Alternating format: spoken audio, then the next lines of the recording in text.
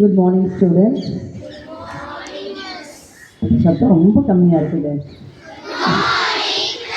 Okay, accepted. Let me tell you அ குட்டி story. ஏதோ ஞாபகம் வருதில்ல, 2020 வந்த பாட்டு ஞாபகம் வருது. இன்னைக்கு காலையிலே படித்த பாடம் ஞாபகம் இருக்கான்னு தெரியல. ஓகே, இது ஒரு கிரேக்க குட்டி கதை. இது அட்லாண்டாவோட கதை. அதாவது ஒரு மன்னர் தனக்கு ஒரு மகன் பிறக்கணும், அவன் தான் தனக்கு அப்புறம் அந்த நாட்டை ஆட்சி புரியணும் அப்படின்னு ரொம்ப ஆசைப்படுறாரு. அதுக்காக வேண்டுறாரு. ஆனால் அவருக்கு ஒரு பெண் குழந்தை பிறக்குது. ஆனால் இவ்வளவு நாளும் தனக்கு ஒரு ஆண் குழந்தை வேணும் அப்படின்னு நினச்சிட்டு இருந்தவருக்கு அதால் ஏற்றுக்கொள்ளவே முடியலை. உடனே படை வீரர்களெல்லாம் வர சொல்லி இந்த குழந்தைய நம்ம நாட்டிலேயே இருக்கிற உயரமான மலை உச்சியில் கொண்டு போய் இந்த குழந்தைய வச்சுட்டு வந்தார். உடனே இந்த குழந்தைய கொண்டு போய் அவங்க ஒரு உயரமான ஒரு மலைக்கு மேலே வச்சுட்டு வந்துடுறாங்க. அந்த குழந்தைக்கு கடவுளுடைய அருள் கிடைக்குது. ஒரு கரடி அந்த குழந்தைய தூக்கிட்டு போய் வளர்க்குது. அந்த குழந்தை வளர்ந்துக்கிட்டு இருக்கும்போது அங்கே வேட்டையாட வந்த வேட்டைக்காரர்கள் அந்த குழந்தைய பார்க்குறாங்க. அப்போ கரடி நினைக்குது, இந்த குழந்தை நம்மகிட்ட வளர விட அவங்கக்கிட்ட வளர்றது நல்லதுன்னு நினச்சி அவங்க இருக்கிற இடத்துல இந்த குழந்தைய கொண்டு போய் விட்டுது. ஸோ இந்த குழந்தையானது அரசவையில் இருக்க வேண்டிய இந்த குழந்தை இப்போ வேட்டைக்காரர்கள் மத்தியில் வேட்டைக்காரர்களோடு வாழ்ந்துட்டுருக்குது. அதனால் அந்த குழந்தை ரொம்ப வேகமாக ஓடக்கூடிய ஒரு தன்மை, காற்றை விட வேகமாக ஓடக்கூடிய தன்மை கொண்ட ஒரு குழந்தையாக அது வளருது. வேட்டையாடுறதில் அவளை மிஞ்சுறதுக்கு யாருமே இல்லைங்கிற அளவுக்கு அவள் பயிற்சி பெறலாம். அப்போது ஒரு காட்டு எருமையானது நகர்ப்புறத்துக்குள்ளே அந்த மக்களை ரொம்ப கஷ்டப்படுது. ஆனால் யாராலையும் அதை வேட்டையாடவே முடியலை. உடனே அரசர் என்ன பண்ணுறாரு, ஒரு சேலஞ்ச் வைக்கிறார், ஒரு போட்டி வைக்கிறார். இந்த காட்டு எருமையை யார் கொல்றாங்களோ அவர்களுக்கு வெகுமதி உண்டு. நிறைய பேர் ட்ரை பண்ணுறாங்க, முடியலை. கடைசியில் அட்லாண்டா அதை வெற்றிகரமாக செய்து முடிக்கிறார். உடனே அந்த நாட்டில் எல்லாருமே அட்லாண்டாவை பற்றியே பேசிகிட்டு இருக்கிறாங்க. எங்கே பார்த்தாலும் அவளை பற்றியே பேசினோன்னே அரசருக்கு அவளை பார்க்கணுன்னு ஆசை. உடனே என்ன சொல்கிறாரு, அரசருக்கு அந்த பெண்ணை கூட்டிகிட்டு வாங்க அப்படின்னு பார்த்து அவர் பேசினதுக்கப்புறம் உடனே உங்களுக்கே தெரியும், உடனே அவங்களுடைய பேக்ரவுண்ட் என்ன ஏது எல்லாமே அமைச்சர்கள் எல்லாருமே அதுக்குள்ளே ஆராய்ஞ்சிருப்பாங்க. அப்போ அவருக்கு தெரிய வருது, இது தன்னுடைய குழந்தை அப்படின்னு. அப்போ தன்னுடைய குழந்தைய தன்னுடைய வச்சுக்கணும்னு ஆசைப்படுறாரு. அப்போ அவருக்கு இன்னொரு ஆசை வருது, தன்னுடைய பெண் பிள்ளைக்கு திருமணம் செய்து வைக்கணும். ஆனால் அட்லாண்டாவுக்கு திருமணத்தில் விருப்பமே இல்லை. ஏன்னா அவர் வேட்டைக்காரங்களோட வாழும்போது அவர்களுடைய பெண் தெய்வம் ஒரு ஏஞ்சல் அது திருமணம் செய்யாத ஒரு பெண். அது மேலே அவளுக்கு நிறைய ஈடுபாடு. அதனால அவளுக்கு திருமணத்தில் ஆசை இல்லை. உடனே அதை எப்படியாவது தட்டி கழிக்கணும்னு நினைக்கிறா. உடனே ஒரு யோசனை வருது. உடனே அரசு சொல்கிறார், அப்பா ஒரு போட்டி வைப்போம், என்னை விட வேகமாக யார் ஓடுறாங்களோ அவங்கள தான் நான் திருமணம் செய்து கொள்வேன். உடனே போட்டிக்கும் நாள் குறிச்சிடுறாங்க. ஆனால் கண்டிஷன் என்ன, போட்டியில் ஜெயிக்கணும், இல்லைன்னா சாவு. இது 2 தான். ஆனால் நிறைய பேர் வெகுமதிக்காகவே போட்டியில் கலந்துக்கிறாங்க. நிறைய பேர் அடுத்தடுத்ததாக இறந்துக்கிட்டே இருக்காங்க. ஸோ போட்டிக்கு வர்றவங்க எண்ணிக்கையெல்லாம் குறைஞ்சி போச்சு. அதுக்கப்புறம் கடைசியில் ரொம்ப நாளுக்கு அப்புறம் ஒரு இளைஞன், நான் இந்த சவாலை ஏற்றுக்கொள்கிறேன் அப்படின்ட்டு வரான். ஸோ போட்டிக்கு தயாராகிட்டாங்க. அவனுடைய கையில் 3 தங்க ஆப்பிள் இருக்குது. அவன் ஓடிக்கிட்டே இருக்கும்போது என்ன பண்ணுறான் அப்படின்னா, ஒரு தங்க ஆப்பிளை தூக்கி எறிகிறான். அட்லாண்டாவுக்கு அதுக்கு மேலே ஒரு ஈர்ப்பு வருது, ஏன்னா ரொம்ப அழகாக இருக்குது. உடனே என்ன பண்ணுறான், ஓடி போய் அந்த ஆப்பிளை எடுத்துட்டு திரும்பி பார்க்குறான். அந்த இளைஞன் ரொம்ப தூரத்தில் வந்துட்டுருக்கிறான். அப்போ ஓகே, நம்ம தான் ஜெயிக்க போகிறோம்னு திருப்பி ஓடிக்கிட்டே இருக்கான். கொஞ்சம் தூரம் போனதுக்கப்புறம் அடுத்த ஆப்பிளை தூக்கி இன்னொரு இடத்துல போடுறான். ஓடி போய் எடுத்துட்டு திரும்பி பார்க்குறான், பின்னாடி தான் வந்துட்டுருக்கிறான்.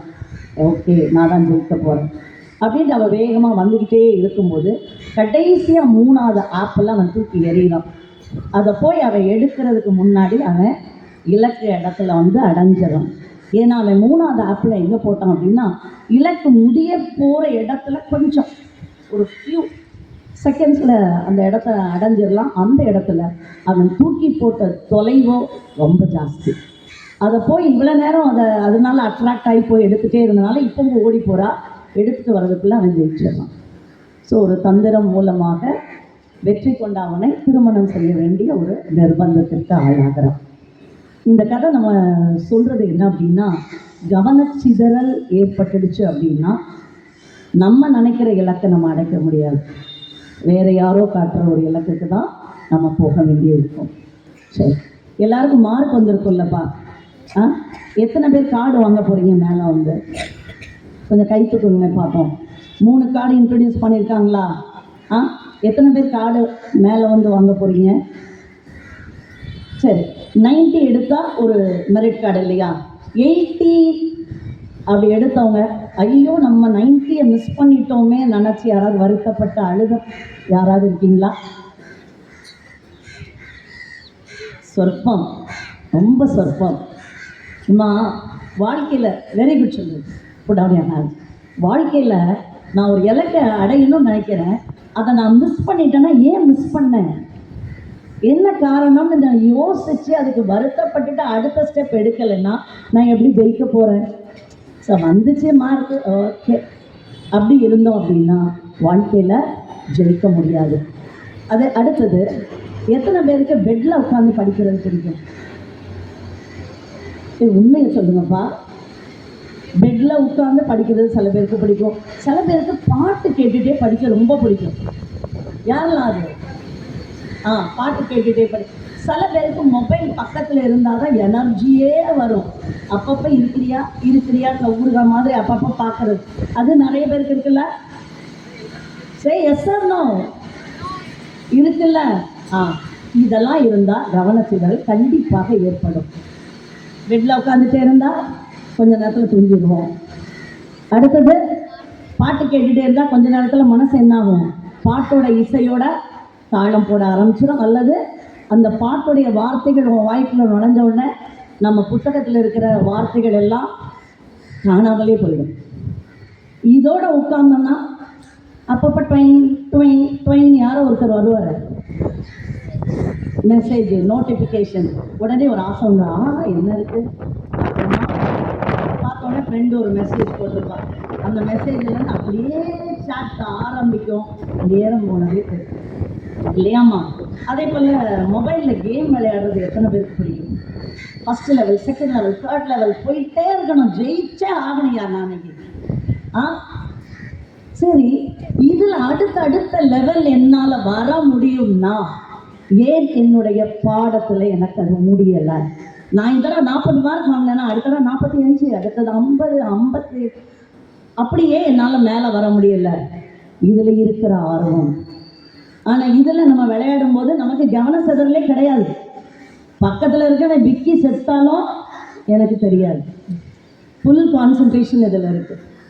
அப்போது உன்னுடைய முழு கவனத்தை நீ ஒருங்கிணைச்சனா, இந்த டார்ச்லைட்டை ஒரு நிமிஷம் காட்டுங்கப்பா. ஆனால் ரொம்ப சக்ஸஸ்ஃபுல்லாக இல்லை, நான் கொஞ்சம் பெரிய லென்ஸாக வச்சுருந்துருக்கணும், பரவாயில்ல. ஏன்னா இந்த இடம் ரொம்ப வெளிச்சமாக இருக்கு இல்லையா? அதாவது அந்த பிரைட் லைட்டை நீ ஃபோக்கஸ் பண்ணணும் அப்படின்னா உனக்கு ஒரு லென்ஸ் வேணும் இல்லையாம்மா? ஒரு சைடில் இப்படி பாருங்க, அந்த டாட் மட்டும் தெரியணும். அப்போ என்னுடைய இலக்கில் நான் அந்த மைய புள்ளி வேற எங்கேயும் திசை திரும்பாமல் நான் போகணும் அப்படின்னா கவனச்சிதறல் இல்லாமல் இருக்கணும். அதற்கு ஆண்டவனுடைய அருள் வேணும். பெரியவங்க சொல்கிற நல்ல அறிவுரை. தேங்க்யூ சொல்லுங்க. தேங்க்யூ. நல்ல அறிவுரைகளை உள்வாங்கணும். அடுத்தது ஒரே ஒரு டிப் சொல்கிறேன். நீ கவனச்சிதறல் இல்லாமல் படிக்கிறதுக்கு ஏதாவது ஒரு இடத்த தேர்வு செய்யுமா? தினமும் படிக்கிறதுக்கு ஒரு இடத்த தேர்வு செய். அதே இடத்துல நீ தொடர்ந்து படி. கொஞ்ச நாளுக்கு அப்புறம் உன்னுடைய மூளை அதுக்கு டியூன் ஆயிரும். அந்த இடத்துல எவ்வளோ பெரிய இடி சத்தமே விழுந்தாலும், இது நிரூபிக்கப்பட்ட அறிவியல் உண்மைமா. நீ ஒரு இடத்துல உட்காந்து நீ படிக்க ஆரம்பிக்கிற, டெய்லி அந்த இடத்துல தான் உட்கார்ற. ஃபஸ்ட்டு உனக்கு டிஸ்ட்ராக்ஷன் இருக்கலாம், ஆனால் நாளாக நாளாக நாளாக உன்னுடைய மூளையில் அது பதியுது. அடுத்தது அந்த இடத்துக்கு போனாலே படிக்கணுங்கிற எண்ணம் உனக்குள்ள வந்துடும். எவ்வளவு பெரிய சத்தம் இருந்தாலும் உன்னோட ஃபுல் ஃபோக்கஸ் உன்னுடைய சப்ஜெக்டில் தான். அதனால் I want everybody to focus on what you dream. அந்த லெட் மீ குட்டி ஸ்டோரியிலேருந்து வந்த வரிகள். Focus on what you dream and don't worry. தெரியலையா? பாசிட்டிவிட்டி உன்னை லிஃப்ட் பண்ணும் பேபி. இதுதான் அந்த பாட்டில் இருக்கிற. அதனால் அன்பு மாணவிகளை, இலக்கை அடைய நீங்கள் பயணிக்கும் பாதையில் உங்கள் எண்ணத்தை கவனத்தை சிதறடிக்கும் பல நிகழ்வுகள் நடைபெறும். அதை புரிந்து கொண்டு தவிர்த்தால்தான் நீ வாழ்க்கையில் வெற்றி பெற முடியும். குறிப்பாக கிளாஸில் பாடம் நடத்திட்டு இருக்கும்போது உன் பக்கத்தில் உன் பின்னாடி உன்னோட வலது பக்கம் இடது பக்கம் முன்னாடி பின்னாடி இருக்கிறவங்கெல்லாம் உன்னுடைய கவனத்தை சிதறடிக்கக்கூடிய ஆட்கள் இருப்பாங்க. லைட்டாக பேசுவாங்க இல்லையா? அப்படி இருக்கிற டைம் என்ன சொல்லு? இல்லை, ஐ ஹாவ் டு கான்சென்ட்ரேட். அவங்கள அவாய்ட் பண்ணு. திருப்ப திருப்ப தொந்தரவு செய்கிறாங்களா? மிஸ்டர் சொல்லிட்டு இடத்த மாற்று. will you do that so that எல்லாருமே நல்லா படித்து வாழ்க்கையில் வெற்றி வாகை சூடலாம். அதற்காக நாங்களும் ஜெபிக்கிறோம். வாழ்த்துக்கள் அன்பு மாணவர்களே. நன்றி.